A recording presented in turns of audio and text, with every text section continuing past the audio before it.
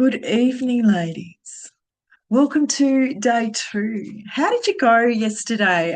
We've gone through yesterday. We were going through know your body. Did you download your worksheet and work through and got to know your body a little bit more? It's an interesting process when we start to make the connection between what we're experiencing, what we're calling perimenopause or menopause, the symptoms that we're relating to that like the hot sweats and the weight gain and just feeling irritable, and the other symptoms that we're also experiencing that some of us may be connecting to perimenopause or menopause and others may be looking somewhere else. And is it all about menopause and hormones? No, it's actually a bigger picture than that, like we discovered yesterday. We did go through and we talked about the body as a whole system. The body does not work in isolated parts, it works and communicates together. And so we get to know our body a little bit more, and the symptoms that show up, we understand them a little bit more. And when we understand them and we get to see a bit of the connection, we have better questions to ask. And we start to actually increase our knowledge base. And when we do that and we have the actionable steps to go along with that, that's when we can start to implement better quality actions that are more in alignment with what actually is going on. And it's not all menopause. Menopause is part of the picture. So we get the full picture, right? So today, food, we're going to be looking at food as the most personalised medicine available to you right now. We all have to eat. And if what we're eating is putting fuel on the fire in driving symptoms that we don't want, then we've got to change the fuel that we're putting on the fire.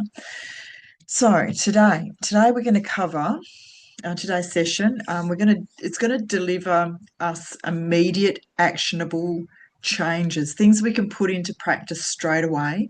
Remember, I said earlier that our 5 days together are not just about gathering more information that we can put on the shelf and let go dusty. You know, we can gather all the information in the world, and I often hear people say, I know what to do, I just don't do it. Well, that's not this. We may know what to do, and if we're just not going to do it, that doesn't serve us very well. So we've got steps that are actionable that we can put into place straight away, because we don't want to just put it on the shelf and get dusty. We want results.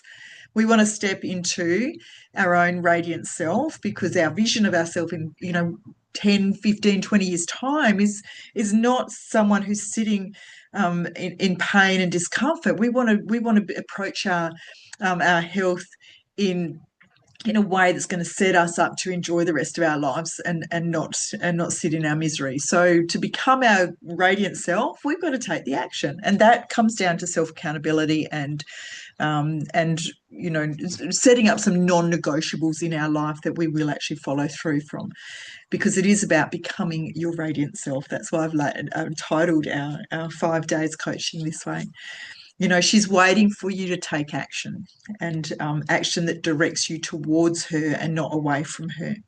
So you've walked into a portal of change. And if you choose to take the actions we speak about and implement them, then you will walk away at the end of our 5 days feeling transformed. Women who join us and commit today will leave with specific practical food strategies from today's session that you can implement at your very next meal. So that you too can become metabolically balanced within your body, because the more you step up and out of what you know at the moment and open your heart to discovering those things you don't yet know, then you will have greater knowledge about your own body, what your own body's telling you, and how to feed your body personally. The more clearly you understand why a generic approach, like just dieting and exercise, why that generic approach, it never fully works for your own biochemistry. The more you understand that clearly with a good picture of health, the better your own questions become, so that you can get the clarity that's currently missing. And that leads to better actions to implement for better results. So yesterday we did go through, and I've written it on a clearer thing here, where we did talk about how we currently start with the knowledge that we've got. We only can operate from the knowledge that we've got, right? And some people come to me saying, I already know everything.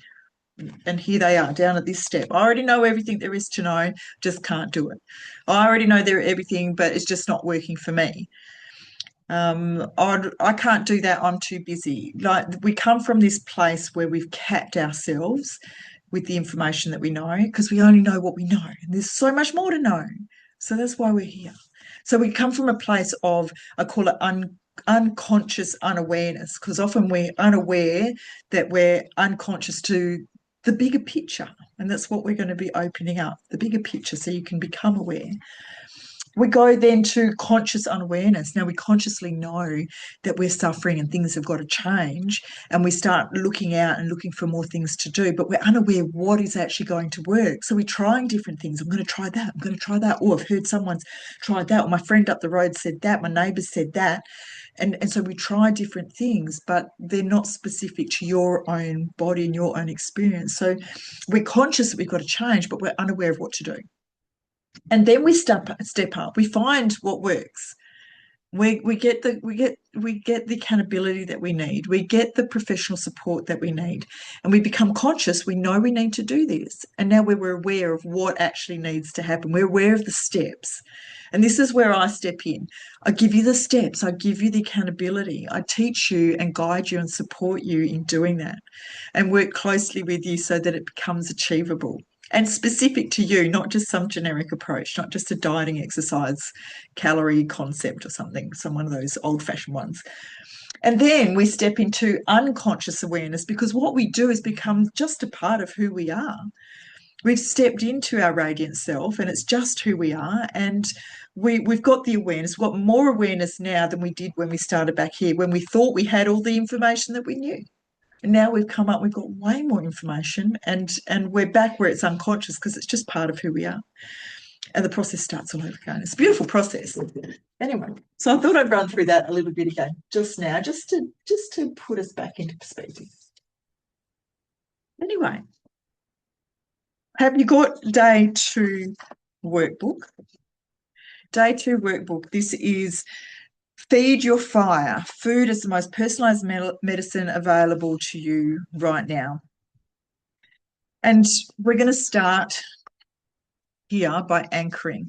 We've recapped on what we did yesterday. Now we're going to anchor ourselves into today. So again, I want you to close your eyes for a moment. Get yourself comfortable and close your eyes. And remember, yesterday we discovered who your 75-year-old radiant self is, how she looks, how she holds herself, how she feels, how much energy she's got, how vibrant she feels, how radiant she feels. Remember her. Do you remember how we took her in our arms and we held her and said, hey, you're real. You are a part of me. And I can choose. I can choose the path to you, or I can choose the path to the 75-year-old me that maybe is sitting in discomfort. Which one do you choose? But I want you to find the 75-year-old radiant self, the one we met yesterday, because she's waiting for you. Every choice you make today is a message to her. So let's make today's message a good one. Now, I need to say something before we go any further. The relationship that most women have with food, and I'm dealing with this all the time. I support my beautiful clients through this daily. The relationship that most of the women that I see with food by the time they reach perimenopause and menopause, and again, I'm just going to call it menopause from now on. Keep it easy. It's complicated, right? It's often quite painful for a lot of women. They've gone through a lot of different angles to get to where they are, a lot of different learnings to get to where they are, and some of them can be quite painful, as in unsuccessful, I suppose. A lot of these women are probably wrapped up in years of trying and trying and trying and falling short and trying again and trying and falling short again and trying something else and falling short again. And it's this dieting roller coaster yo-yo concept that we can spend a lot of years negotiating. And I want to address something today also at the root of all of that, and that is the belief that eating less is the answer to weight. is the weight to losing weight. If we want to lose weight, we've got to eat less. If we want to lose weight, we've got to exercise more. And that belief is may have served us in our younger years, and it doesn't serve us anymore. It's not working.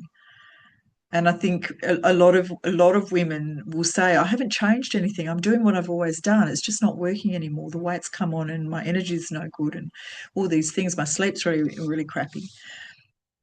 And it's not that I've changed anything. It's just not working anymore. So I need to tell you with complete clinical certainty that that belief of eating less and moving more, that belief is wrong. It's wrong in this phase of your life. Your body in menopause, it's not holding weight because you're eating too much. It's holding weight because it's inflamed, it's underfueled by specific critical nutrients, it's hormonally dysregulated, it's metabolically stressed, and it's sending a survival signal out that no calorie deficit is going to override, because if you're trying to address your weight, your stubborn weight and the energy with a calorie deficit, you're addressing the wrong problem, like we discussed yesterday. Eating less, specifically, or especially, I should say, eating less protein, that makes every single one of those things, the hormonal symptoms that you might be experiencing. And remember, yesterday we went through a whole, you know your body now, you've got a whole list of the types of symptoms and what body systems might be associated with that. That eating less, particularly eating less protein, makes every single one of these worse. Yeah. And your radiant self, she's not built on restriction. She's built on nourishment. She's built on intelligent, personalised nourishment. And that is what today's about. So before any food information lands, you've got to be clear that the ground it's going to land on is ready to hear it. And most menopausal women carry decades of dieting culture, you know, the belief that their body is a problem and something that needs to be managed by restriction, that belief, if it's unaddressed, will filter everything you learn through a lens of guilt and compliance. So we've got to then look really closely at the beliefs that we have. So we've got to start disrupt some of these old beliefs. We're going to do that today.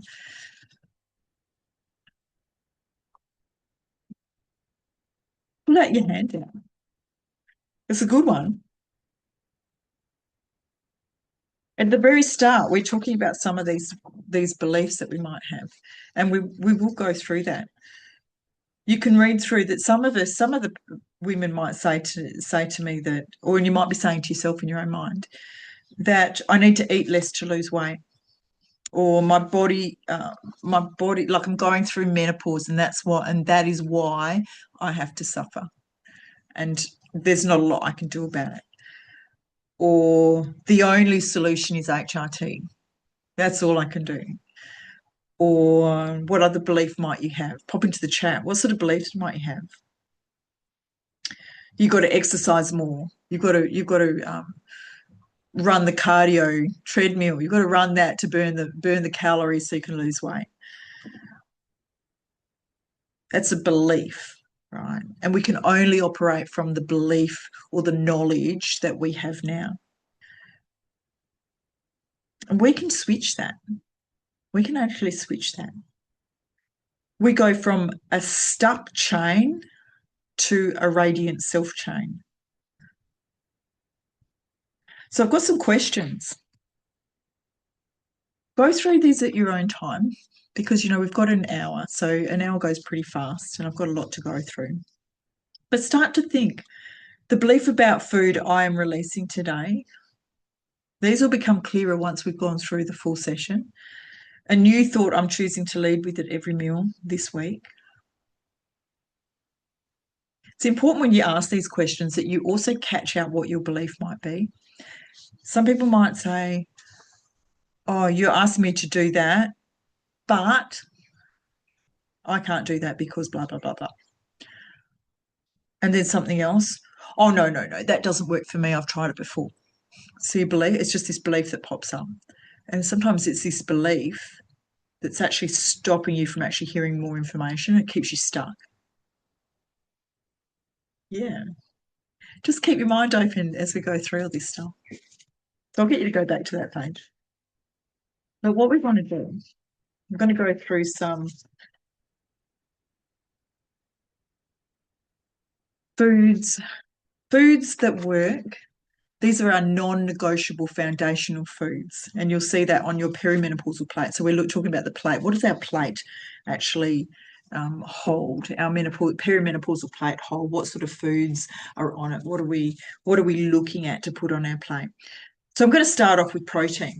So protein is the single most under-consumed macronutrient in the women that I work with. Many women are coming in saying, they'll tell me what they're eating through the day, and protein has not been a priority, or they're eating the wrong types of proteins, or they're just not eating enough proteins, or they're eating them at the wrong time. Protein is like a non-negotiable foundational part of our perimenopausal plate. Not because now people are doing what they do, not because they're not trying, because we're all trying really hard.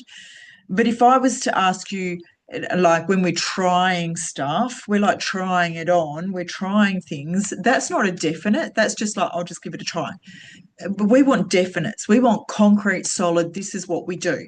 Because if we're just trying stuff, we'll try it for a little bit and then we'll move to something else and we'll try that and then we'll try something else. And we can scatter around in circles and never actually get to the root of what is actually going to be a solid foundational step that we need to take. Protein's one of them. So women don't skitter around this because they're not trying, but because they have been following nutritional guidance designed for either sedentary adults half their age. A lot of studies have been done on men and not women, so they're not even factoring in our hormonal landscape. And a lot of what we're doing is just outdated. It's old. It was for a 20, 30-year-old body, not a 40, 50, 60-year-old body. So it's not appropriate. It's just doesn't, and there's lots of science to back this up. So you need through our time now, we need significantly more protein than a lot of us are currently getting. And this isn't a diet trick. It's not like you got to do keto. It's not like like a little, not trick's probably not the right word, but it's not a dieting tactic. It is a functional requirement of your body, and it's a structural requirement for the muscle. That is your metabolic engine. Remember we spoke about mitochondria yesterday? Well, our muscles hold so many mitochondria that create energy for us. And so we've got to support our muscle. And this becomes our hormonal buffer. And also your physical resilience as you age. Muscle's so important. We've got to be getting our protein, quality protein at the right time. So a little background around the protein through menopause. And on our plate, we've got here, we want about 30 grams, 25 to 30 grams of protein every meal. Now, with my clients, I don't get them to measure that out. I've worked it out for them. I just tell them how much food they've got to eat as opposed to trying to figure out how much protein is in this food. I take that burden off of them and just say, I just want you to have this much food. So, but with the protein and perimenopause, menopause, estrogen is anabolic. So estrogen promotes muscle protein synthesis and it actually inhibits muscle protein breakdown. So it helps us build muscle and helps us stop muscle breakdown. Now, when estrogen is declining, our muscle loss accelerates from about our mid-40s onwards. We start to lose muscle mass if we're not looking after it. This then can lead to things like sarcopenia, where we start to just lose that bulk and we start to look a bit saggy in the skin, losing our muscle mass.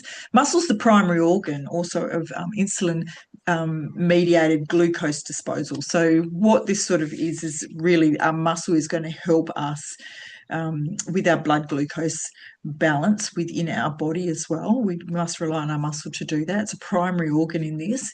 And every kilogram of muscle lost during reduces your metabolic rate by approximately 15 calories a day.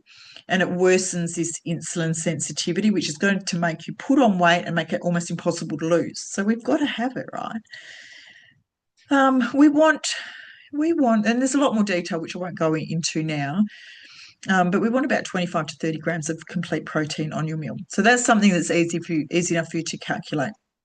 It's interesting to also know that for the menopausal woman, we require 1.6 to 2.2 grams of protein a day, which is significantly higher than the general recommended daily allowance or advice of about 0.8 grams, 0.8 grams a day. So you're sort of like looking double what they're actually saying to make muscle mass sustainable and blood glucose sensitivity and all the things. Protein also keeps us satisfied, like it fills us up. So if you're getting hungry or you're getting crashes, protein's the key nutrients to help us. It's a thermal effective food, and it provides all the amino acids which are precursors to our neurotransmitters. So if we're having emotional, any cognitive issues, or even when we think about ADHD, which is the diagnosis is on the rise, how much protein are these women getting? We've got to go back to the amino acid profile of our proteins. And that's not something that the average person can calculate, but certainly is what I factor in with my clients. We're looking at the amino acid profiles of our proteins. A little bit heavy again today, but isn't it interesting? Again, sometimes the science seems complicated, but the actions and the step by step that I provide for people, that's simple. We break it down into simple little steps. Just know the science is there. It's there, but you don't have to understand that bit. You just follow the process. You follow the steps, and we work with trying to fit that into your lifestyle so it becomes sustainable. But the blood sugar, we go back again to blood sugar balance. Now, every symptom, remember I said yesterday, every symptom that you experience through this hormonal transition, through menopause, is made worse when we have blood sugar instability. Every single one. Hot flushes, worse, because we're getting these glucose spikes. Night waking is worse, because it's triggered by the nocturnal glucose crashes. What goes up is going to come down. The belly fat gets worse in response to the insulin that follows every spike. Every time our glucose goes up, and I explain this to my clients, I might do it in another session, I won't do it today, about how our insulin rises with the glucose. Makes sense to you so that you understand, and once you understand stuff, it becomes easy to follow, doesn't it? So belly fat is made worse. Anxieties. And many women are getting diagnosed with depression and anxieties through this stage. Years and years ago, you know what they used to get diagnosed with? Hysteria. And they used to put them in institutions, women used to get institutionalized because they got hysterical, because the anxieties start to escalate. It gets worse when our blood glucose is not being stable. And this escalate also is associated with cortisol. And you've heard me mention that hormone before. There's lots of hormones at play here, remember, not just estrogen and progesterone. So cortisol fires off to compensate for low blood sugar, and cortisol starts going crazy as well. And cortisol blocks fat loss. Can't lose weight, cortisol's high. And the single most powerful nutritional intervention available to you right now today at your very next meal is to change the order in which you eat. Ah, how interesting. Would you like to know the order? Would you like to know how to eat? Remember, as a kid, you'd like just eat your favourite thing. The thing you hate the most, eat that first and save the favourite till last. It's a little bit like that, but not. So the order that we eat our food is very important. And there's a lot of conversation around how we should eat vegetables first, but I'm going to bust that one apart a little bit too. But there is an order. And the way we want to be doing it, which you can start straight away, implement immediately, and it makes a good difference. It's not like a Panadol. You're not going to notice straight away. It's accumulative, and it will the effect is on flowing. Already, protein first. Protein first. 2 bites. You've got your plate of food. You're going to have 2 bites of your protein before you have anything else. Chew it up, swallow it, and let your body appreciate the complexities that are the protein. And then have the meal. Have the rest of it in any order you like. But start yourself and set yourself up with protein first. Now, that takes zero money. Nothing. Costs you nothing to do that. There's not even willpower involved in that, is there? It's just a memory. Oh yeah, start with my protein. It works every time. It sets you up for amazing blood glucose control. So blood glucose in perimenopause, menopause, it does affect our estrogen, our glucose spikes. It affects our hypoglycemia, where we get the crashes. The things that let me go through some of the symptoms. So estrogen is actually is very insulin sensitive, and it declines.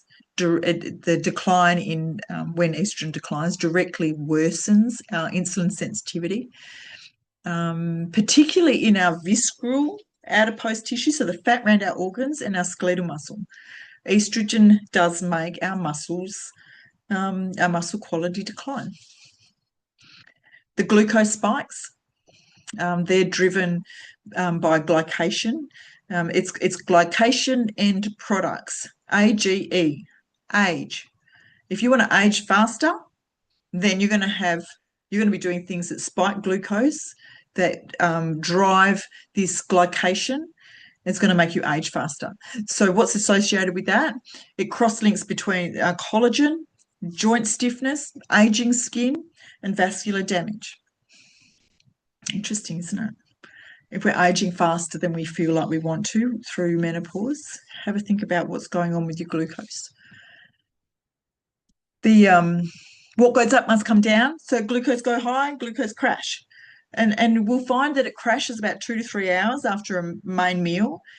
It's very common. You know how you can go out to have an Asian meal with the rice and everything, and you can feel so full, and then 2 hours later, it's like, oh my God, I can't believe I could eat again. I had so much food, but I could eat again. I'm hungry again. Or maybe you've had the pizza, and then 2 hours later, you're hungry again. And now that 2-3 hour post-meal blood glucose crash, it's common, and it drives anxiety, irritability, brain fog, and the early morning cortisol spike. So if you're waking about 1, 2, 3 o'clock in the morning, consider very closely that it's that the glucose dysregulation is driving your cortisol spikes, waking you up. So it's time to get up. Oh my God, it's only 2 in the morning. Ever had that? If you haven't had it yourself, I'm sure you've heard women complain about it. So we want 2 bites of protein is going to help balance your blood glucose stability. That's something you can implement straight away. Aren't you glad you turned up today? The other thing that you implement straight away is having apple cider vinegar in water before your meals. And the acid within this apple cider vinegar, it actually inhibits salivary amylase. It reduces the glucose spikes by 20 to 34%. Write that one down, apple cider vinegar, before your meals. Pre-meal. About a teaspoon in water. Yeah. Yeah. Moving on. So we've got our liver. So our liver's this little fella here. He sits right under your right rib, under the right-hand side. And your liver detoxification happens in 2 phases. We spoke about this a bit yesterday. What can we do about it? So think of it does 2 phases, phase 1, phase 2. Phase 1, detoxification that happens in the liver. And if you're not sure about this, just take the bulk of the information, just know it's science-based, and then I'll give you steps so you can implement. And you don't have to remember all the science. But think of the liver. It does the detoxing, and I'm sure many of you heard about all people doing detox diets and things like that. It's not the body knows how to detox itself. It doesn't need a diet to detox. It just needs support to do it properly. And so, not all diets, even if we go, I'm doing a detox, it may not be appropriate. It's not about a detox. Isn't a diet. It's a process. So we think about how do we support the liver do what it should be doing anyway. And if the liver's not doing it and it's sluggish, we need to support the liver so it can do it. Does it in two phases. Phase one, think of it as the shredder. Phase two as the rubbish bin. So phase one breaks hormones and toxins down into small little pieces, so that um, the molecules are more reactive than the original bigger molecules. Like we want to break them down to small ones. And phase two is about packaging up these little things and getting them out of the body. Phase two is slow, which is so phase two, when it's slow, I should say. It's often when we're depleted in nutrition, such as B vitamins, amino acids, a lot of key minerals. And you can feel that, as every estrogen dominant symptom, like the symptoms we were talking about last night, are affected by this liver detoxification not working very well. So phase one, this, we're looking at, if we go back to our list here, the types of foods that we're looking at for phase one detoxification to support us getting rid of excess old toxins and hormones from our body are the cruciferous vegetables, are the rosemary, the turmeric, the green teas. They help modulate phase one, and the B vitamins, essential cofactors that our body systems actually need. We've got to get these through foods, or we're supplementing, but a lot of people are not supplementing correctly. So we go back to foods. Like, let's be practical. Go back to foods first. So we want to put these types of foods on our plate. I've given you a bit of a list here, like the broccoli and the kale and the Brussels sprouts and artichokes, turmeric, those sort of things that we want to be having. This also comes into the phase two. So phase two needs glutathione. So we're looking at Brazil nut sardines, sulfation, which we're looking at eggs and onions and garlic and cruciferous vegetables. Glucuronidation, I think it's great words.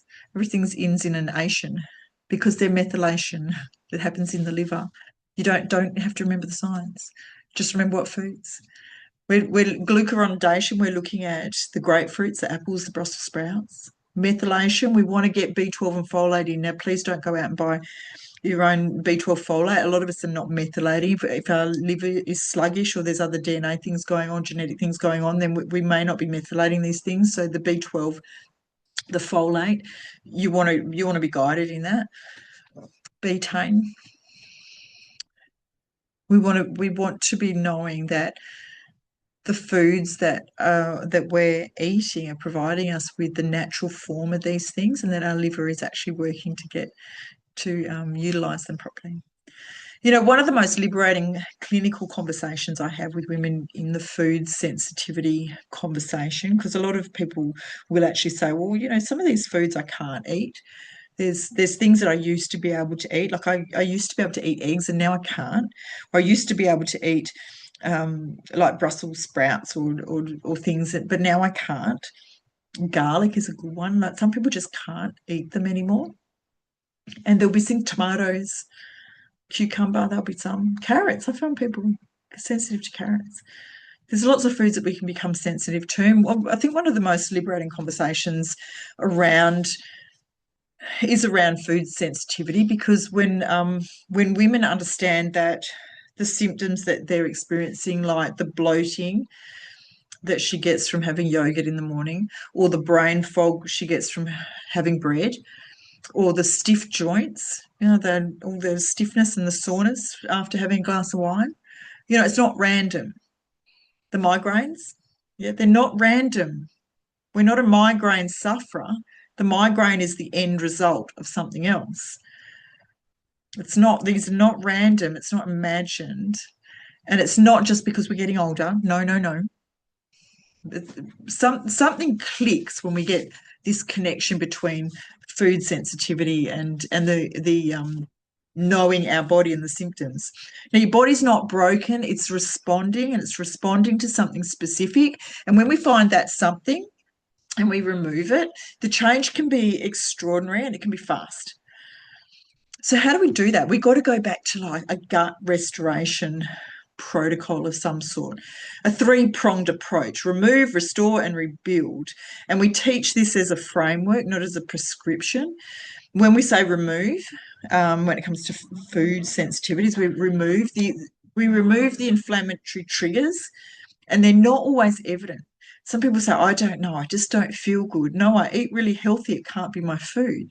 But once we get the food right and get the inflammatory triggers out the way, then we do see results. So we've got to remove those triggers that are disrupting the gut microbiome. We've got to increase the gut permeability, which I won't go through too much today either, but that's another conversation that's really quite important. We've got to look at what ultra-processed foods are we eating, what refined seed oils are in our diet, how much alcohol you're having, what about the excess refined sugar, the gluten, the dairy. We've got to remove these things, and we've got to go back to good whole foods that are supportive of good health. Once we've removed the ones we've found them, we've removed them. We don't want to be working from the mindset of just got to restrict everything. I've got to restrict all this stuff. Don't tell me I can't drink alcohol. Don't tell me I can't have that. And that's this restrictive mindset. It's not about that. We've got to flip that belief and flip it into a conversation it's about supporting your body to becoming your radiant self and removing those triggers, those inflammatory triggers. And once we've figured that out, we restore. So we put in fermented foods like the kefirs and the sauerkrauts and the kimchi and the miso and the natural yogurts. The fermented cheeses can be really good too. Because we want to seed good gut microbiome. So we want prebiotic foods like the youngins and the garlics and the leeks and the asparagus. Some people can't eat them just yet because they're highly inflamed guts, but we get them to the point where we can actually restore the gut and they can handle these foods. And that's all part of the rebuilding as well. So we want to repair the gut lining. And we can look at things like bone broths and zinc carnosine and glutamine and reducing intestinal permeability drivers like with the alcohols and the nurophins and chronic stress. Oh my God, such a big part of the picture too. With the women I work with, metabolic balance, we use blood pathology, and we have the ability then to fine-tune and reduce or eliminate these food sensitivities. When I can see a woman's immune reactivity to specific foods alongside her metabolic markers, we can then address these simultaneously by personalising nutritional needs. So as you've gone through the handout here and you can see the foods that you can actually put on your plate, we want to combine these. We want to think, well, what ones of those am I reacting to? These are the systems that I can support. These are the foods that I can put on the plate, but some of them I might be reacting to. So mark the ones, like highlight what you can have, highlight what you can't have. Know that the foods are supportive to the organ, but you just might be a bit too inflamed to tolerate some of them at this point.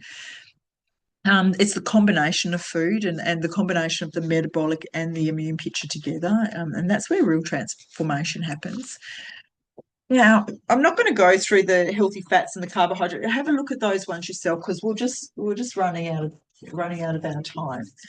I want to explain something that will actually help see a bigger picture too. So can we see that well enough? I want to walk you through something that I call chain. Because every result that you have in your life, including the result your body is currently producing, so whatever symptoms and experiencing you're having right now, this is a result of what you've been doing already. It's a result of the chain of events. And remember, we were talking about beliefs around, our beliefs around different things. If we're talking about health, we believe we can or can't do something. We believe this does or doesn't work. We believe I should or I shouldn't, or what if not. Every result in your life is a result of what you currently believe. And your beliefs begin with, you can read it there, with a thought. Your beliefs begin with a thought. And the thought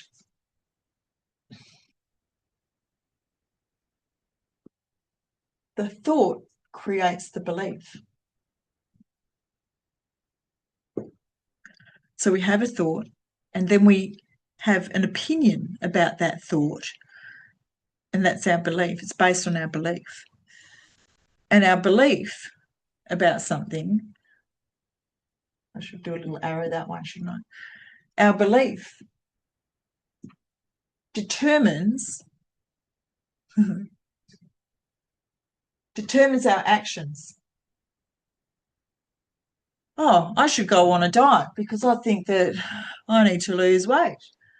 Oh, I'm going to restrict what I'm eating because I had this thought I need to lose weight, and the only way I know how to do that is by restricting what I'm eating. So we have a thought, we've got a belief around that.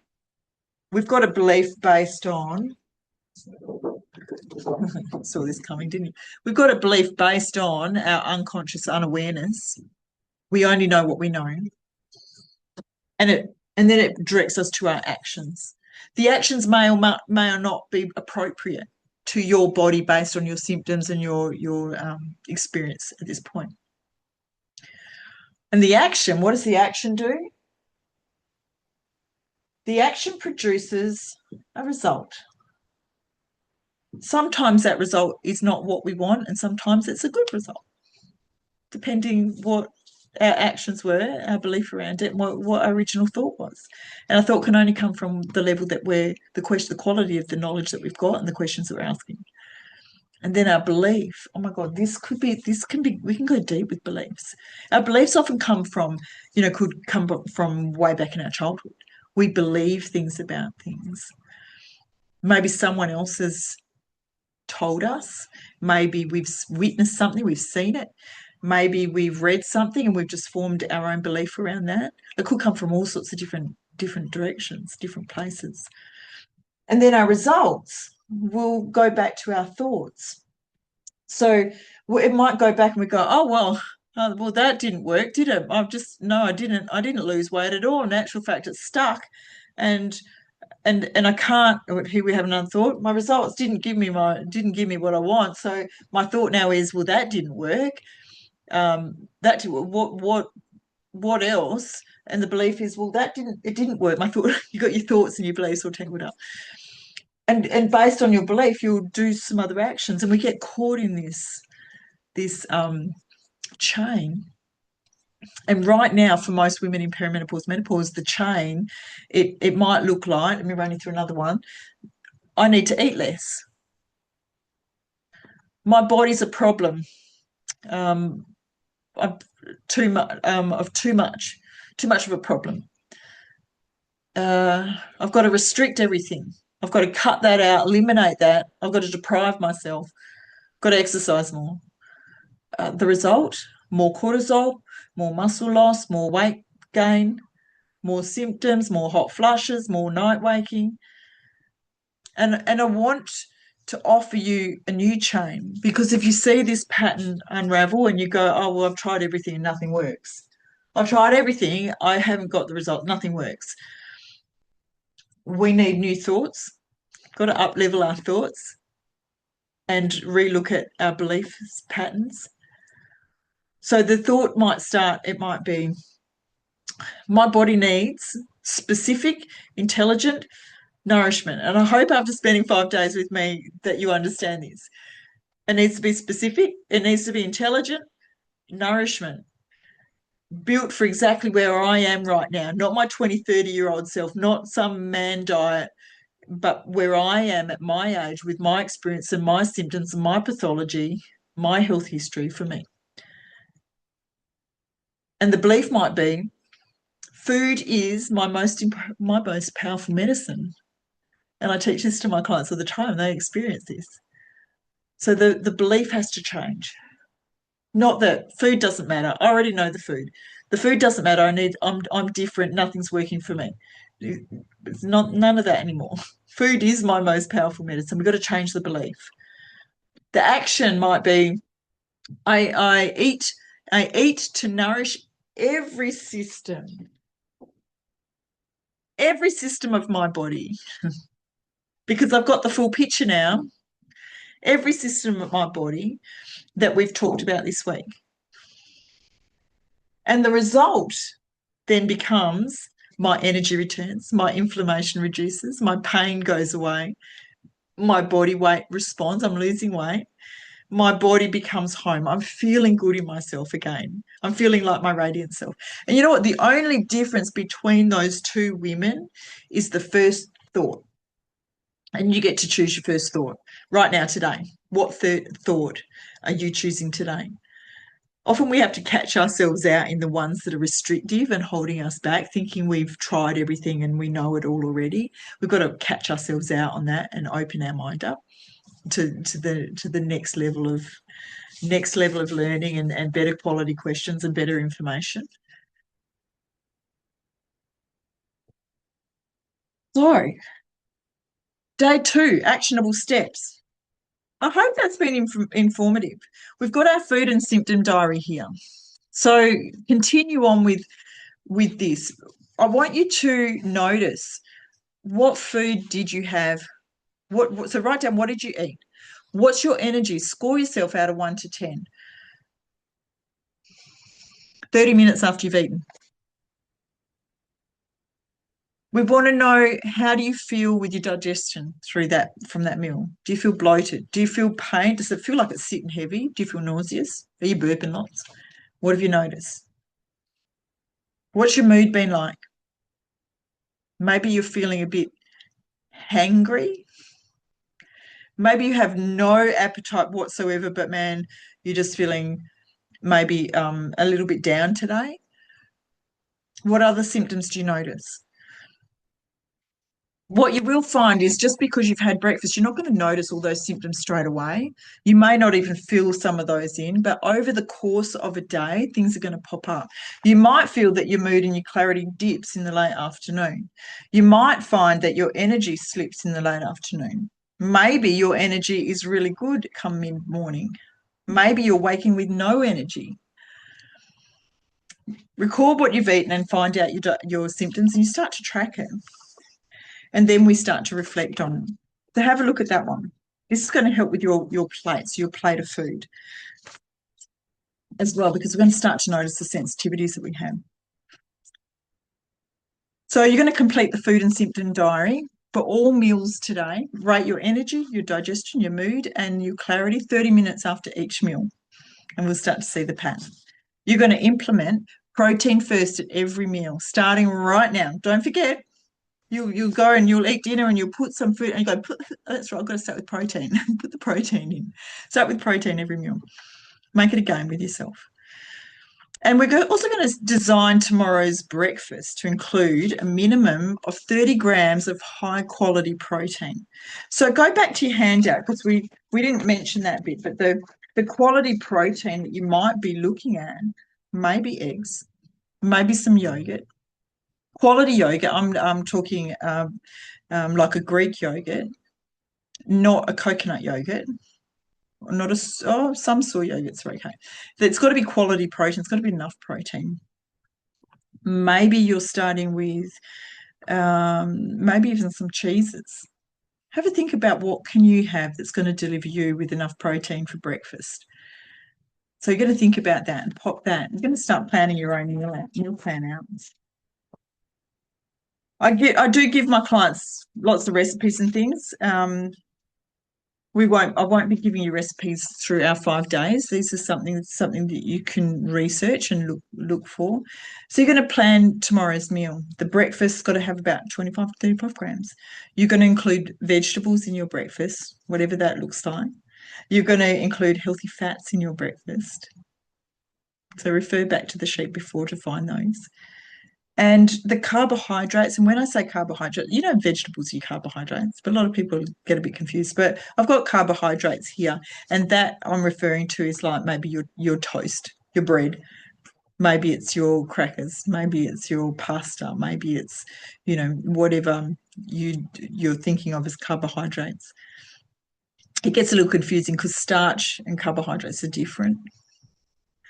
And fiber, that comes into the picture too. So we get a bit confused with what these actually mean. But follow the plan: protein, vegetables, fats. Protein, vegetables, fats. Start your protein every meal. And your carbohydrates, your breads, that's the rice, that's the last thing you're thinking about. Also pop into your plan: are you going to have a coffee? How much water do you have to have? Put this into your plan. It's really important when it comes to how we balance out our meals to support our body. And if you find yourself tripping up, come back to me and ask me, because it'll start with a thought, and every thought's got a belief wrapped around it. And it's the belief that might trip us up. And how do we change the belief? We change the thought. Sometimes we need help getting a clear picture of what that new thought could be that's going to support us to build a better belief so that the action and the results can flow. So tomorrow we're going to go into, hope you found value. Tomorrow, oh, actually, I've got some extra ones inside our in our actions today. We've got our food diary. We've got start with a protein. We've got come up with some breakfast ideas with quality protein. And I also want you to add in one fermented food into your meal plan as well. And that could be a kefir, a sauerkraut. It could be kimchi. It could be some cheeses. It could be yogurt, some fermented foods.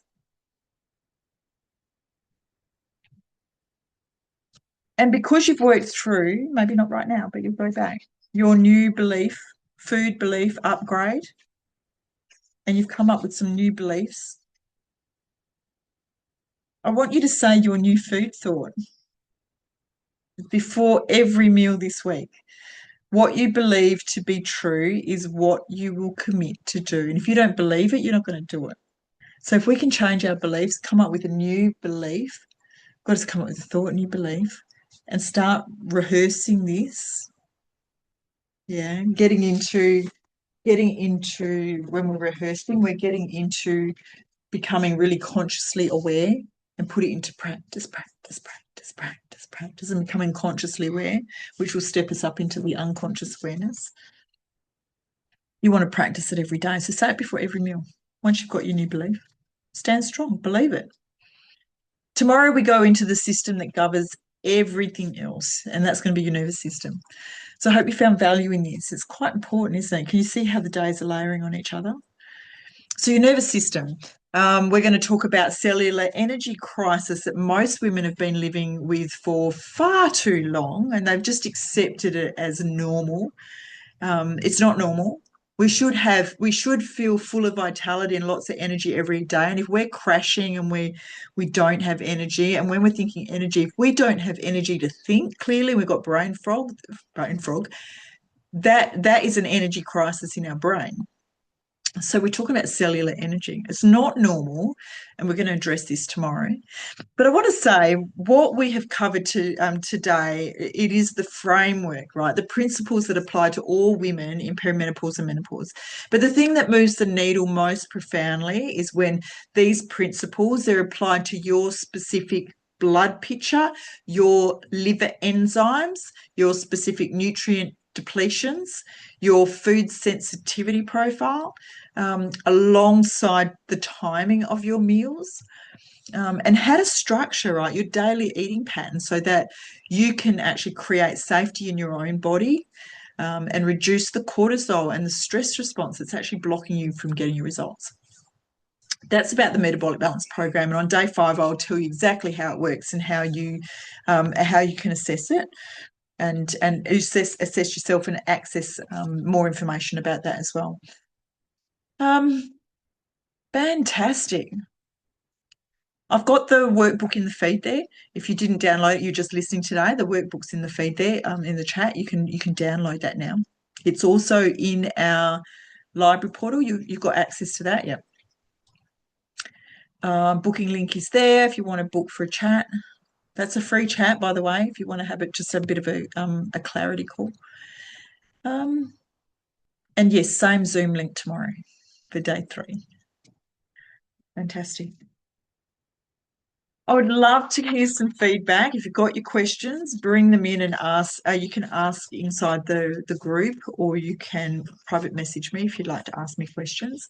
Or you can come tomorrow and just pop them in the chat here and I can answer some for you.